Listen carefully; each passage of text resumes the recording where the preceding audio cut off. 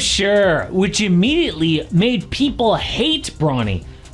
How about Bronny James starting in the NBA and LeBron's assigned to the G League? That's awesome. Big shots. The Los Angeles Lakers found themselves at the center of another internet storm after a viral clip and rumors suggested that Austin Reaves and Bronny James had gotten into a physical altercation following a team practice.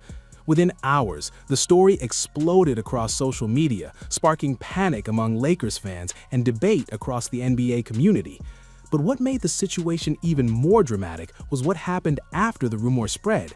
Lakers owner Jeanie Buss eventually broke her silence, and when she finally addressed the situation and the environment surrounding the team, her comments revealed something far deeper than a simple viral misunderstanding. For a moment, it felt like the entire basketball world was watching the Lakers not just for what happened on the court, but for what was happening behind the scenes. The chaos began on February 21, 2026, when a post appeared on X, formerly known as Twitter, claiming that Bronny James and Austin Reaves had gotten into a heated confrontation after a Lakers practice.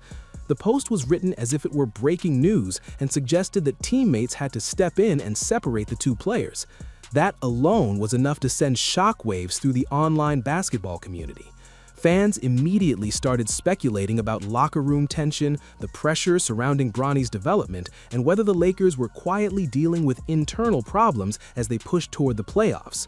The post quickly gained traction, racking up more than 1.6 million views, thousands of likes, and countless reposts.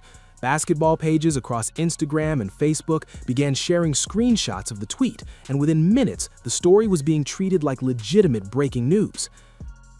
I am pleading with LeBron James as a father. Stop this. Stop this. We all know that Bronny James is in the NBA because of his dad. But the entire story had one glaring flaw that almost nobody noticed in those first few hours.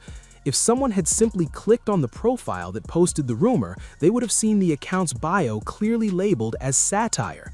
The account wasn't a legitimate NBA insider or journalist, it was a fan page that regularly posted jokes and exaggerated stories designed to bait reactions from sports fans. In other words, the entire story about Bronny and Reaves fighting after practice was completely fabricated. You know better than me, better than Doggy, better than JJ Redick, better than Rob Pelinka, better than any basketball analysis or analyst that exists. You know what these numbers mean. You know what it's going to do to your son, to people who are missing out on opportunities, that are busting their tail on other NBA teams in the G League, in Europe, and everywhere else.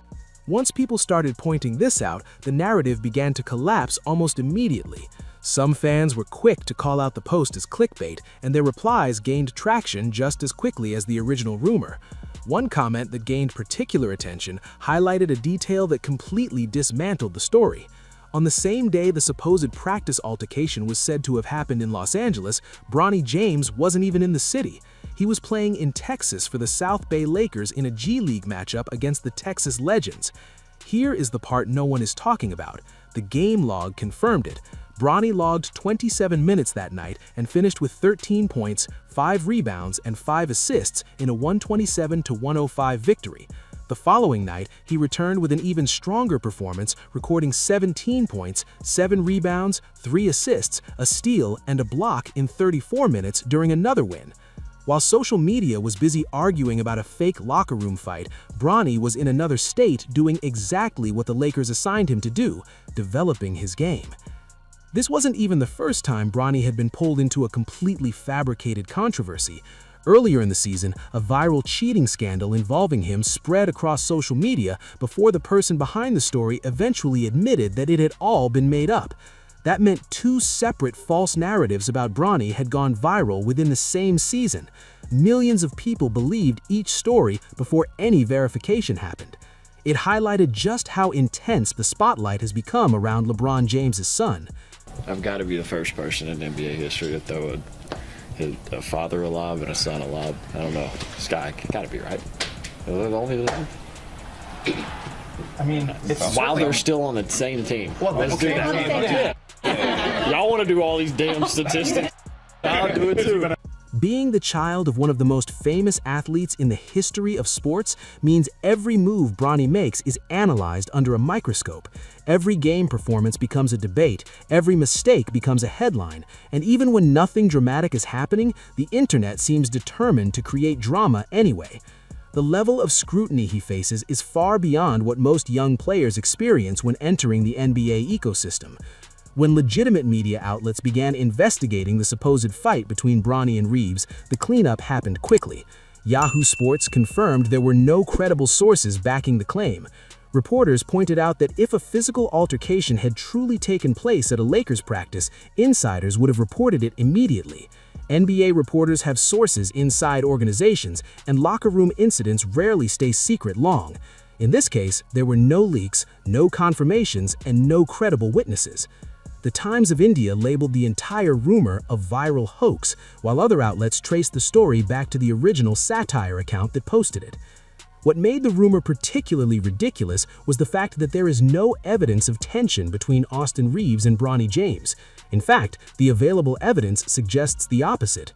Earlier in the season, the two players shared one of the most memorable moments in Lakers history when Reaves assisted Bronny on a spectacular alley-oop during a game against the Miami Heat.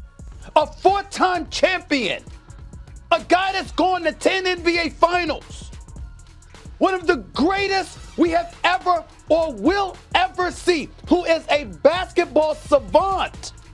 You know, better than me, better than Doggy, better than JJ Redick, better than Rob Pelinka, better than any basketball analysis or analyst that exists. You know what these numbers mean.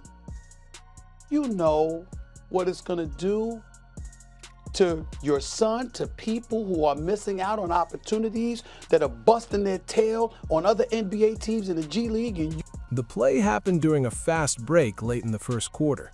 Jared Vanderbilt forced a turnover, and suddenly the Lakers had a 3-on-1 transition opportunity. Bronny sprinted toward the rim while Reaves controlled the ball near the free throw line. Without hesitation, Reaves launched a perfectly timed lob into the air.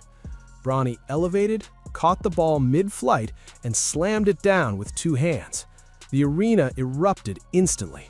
The Lakers bench jumped to its feet, and fans inside Crypto.com Arena roared as the replay showed just how high Bronny had climbed to finish the play. The moment wasn't just exciting, it was historic. According to the Elias Sports Bureau, Austin Reaves became the first player in at least 25 years to throw an alley-oop pass to both a father and his son in the NBA. Reaves had already connected with LeBron James on similar plays earlier in his career, and now he had done the same with Bronny.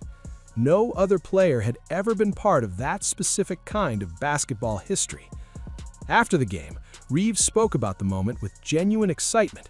He said it was special to be part of something unique and praised Bronny's energy and defensive effort during the game. His comments reflected admiration rather than frustration, reinforcing the idea that the locker room relationship between the two players was perfectly normal. I thought it was weak. I thought it was some bullshit. But in the moment, I knew that I was listening to a father. Of course, the conversation surrounding Bronny has never been limited to rumors. There has been a legitimate debate about whether he is ready for consistent NBA minutes. Analysts across the league have discussed his development, and few voices were louder than Stephen A. Smith when the topic first gained national attention. Smith famously criticized the situation earlier in the season, not because he disliked Bronny, but because he believed the spotlight surrounding him might be arriving too early. At one point, Smith highlighted Bronny's early NBA stat line, which included just 4 points across 13 games and a 1-for-16 shooting performance from the field. Those numbers were difficult to ignore, and Smith framed his argument as a plea directed at LeBron James rather than a criticism of the young player himself. He compared the situation to boxing history, referencing the infamous fight between Larry Holmes and Marvis Frazier. Holmes was one of the greatest heavyweight champions in boxing, while Frazier was the son of legendary fighter Joe Frazier. When Marvis entered the ring against Holmes, the difference in experience was obvious. Holmes dominated the fight so thoroughly that he was reportedly waving the referee forward to stop it while still throwing punches. Critics later questioned why Joe Frazier had allowed his son to face such an experienced opponent so early in his career. Is the one who said he better than some of the NBA players are right now when he was in high school. If you go back and look at the tape, back then I said, stop. You can't do this. If you do that shit, you're bringing more pressure on your son. LeBron, stop. I said it then. This is before he got drafted. Stop doing. Smith used that story as a metaphor, arguing that the NBA stage can expose young players if they are placed under the spotlight before they are fully prepared. However, he also acknowledged that Bronny's development in the G League showed promise. His performances there demonstrated growth and confidence, suggesting that with time and patience, he could eventually find his place at the highest level of basketball. While those debates continued, a bigger conversation began to emerge when Lakers owner Jeanie Buss addressed the future of the franchise. During a February 2026 interview, she spoke about LeBron James and admitted that the organization was uncertain about what his plans were beyond the current season. Her comments were careful but revealing. She explained that LeBron had earned the right to decide how his career would end and that he had not given the team any indication about his future. That statement may have sounded diplomatic, but it also signaled uncertainty. For a franchise that had revolved around LeBron for nearly a decade, the possibility of change suddenly felt very real. When we're talking about the Lakers, that's about LeBron, not Bronny. Bronny wanted to get drafted by any NBA team. He wanted to hear his name. It was LeBron that wanted him as his teammate. What I'm saying to you is, the Lakers' long-term plans have already begun shifting toward a new era. After acquiring Luka Doncic in a blockbuster trade, the organization made it clear that the future of the franchise would be built around a younger superstar. Buss described Doncic as a generational talent that fans love to watch, emphasizing the team's long-term stability under new ownership structures and financial planning. Financial realities also play a role in this transition. LeBron is earning more than $52 million this season and holds a player option that could make him an unrestricted free agent in the summer. If he chooses to move on or retire, the Lakers would suddenly gain significant salary cap flexibility. That flexibility could allow them to build a roster centered around Doncic and Austin Reaves, who has emerged as one of the most valuable players on the team. Reaves' rise has been one of the most impressive development stories in recent Lakers history. Once an undrafted player fighting for a roster spot, he has grown into a core contributor, averaging more than 25 points, 5 rebounds, and 6 assists per game while shooting efficiently from the field. His production has positioned him for a massive contract extension, and the Lakers hold the financial tools necessary to retain him long-term. All of these factors point to a franchise standing at crossroads. The viral rumor about Bronny and Reaves was made fake, but the underlying tension about the Lakers' future is very real. LeBron's next decision will shape the direction of the organization, and nobody seems entirely certain how that decision will unfold. But who are you supporting in this drama? Share your thoughts with us.